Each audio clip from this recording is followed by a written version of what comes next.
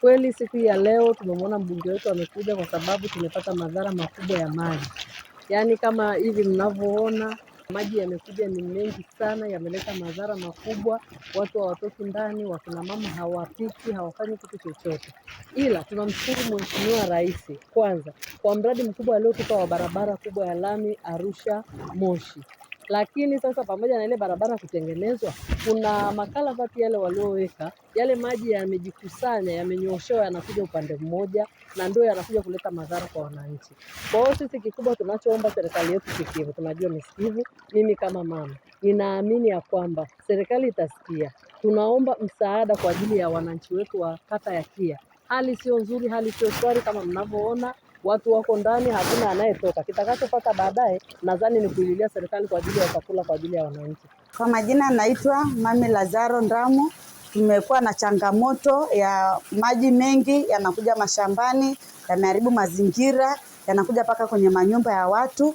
Kwa hiyo tulikuwa tunaomba jamani, kama serikali tusaidie, kwa sababu watoto hata wanashinda kwenda mashuleni, na toka lile daraja kubwa lililojengwa ndio imetuletea mafuriko makubwa, kwa sababu kipindi cha mvua tulikuwa hatuna hii shida, lakini sasa hii changamoto imekuja kutokea baada hiyo barabara kubwa kujengwa. Kwa hiyo tunaomba kama serikali tuangalie kwa jicho lingine la pili, maana tunashukuru kwa ndugu yetu Mheshimiwa Saasisha Mafue kwa kufika hapa, amekuja kuangalia makazi ya watu jinsi yalivyoharibiwa na maji. Haya maji yana madhara makubwa sana. Kuna wananchi mpaka sasa hivi nyumba zao ziko katikati ya maji. Tunamshukuru tu Mungu kwa sababu hakuna nyumba iliyoanguka, lakini nyumba nyingi ziko kwenye maji.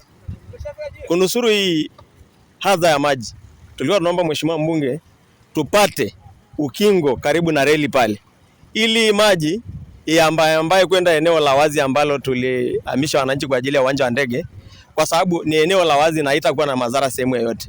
Tangu mvua zimeanza kunyesha, mafuriko haya yameleta madhara makubwa kwa wananchi wetu. Watoto hawezi kwenda shule, wazazi hawawezi kwenda kupeleka mifugo iko ndani, wananchi wako ndani, kazi zimesimama kwa sababu ya mafuriko. Lakini moja ya sababu ni ujenzi wa barabara ya Moshi Arusha, ambayo mitaro ilijengwa pamoja na makalavati 6. Yale maji yote yanayokusanywa kutoka wilaya ya Siha na pembezoni mwa Kia yanakuja kwenye makazi ya wananchi. Kwa hiyo yanaleta adha kubwa sana, kama ambavyo mnaona maji hapa sasa hivi, kazi zimesimama. Kama nichukue nafasi hii kumwomba Mheshimiwa Waziri wa Ujenzi, nadhani hili jambo sio geni kwako. Tuliwahi kuzungumza ana kwa ana, tuliwahi kutembelea mradi huu, lakini pia hata ulipofanya ziara yako mara ya mwisho niliongea na wewe kwa njia ya simu nikikukumbusha kuhusu jambo hili. Meneja wa TANROADS nimezungumza naye kwa kina.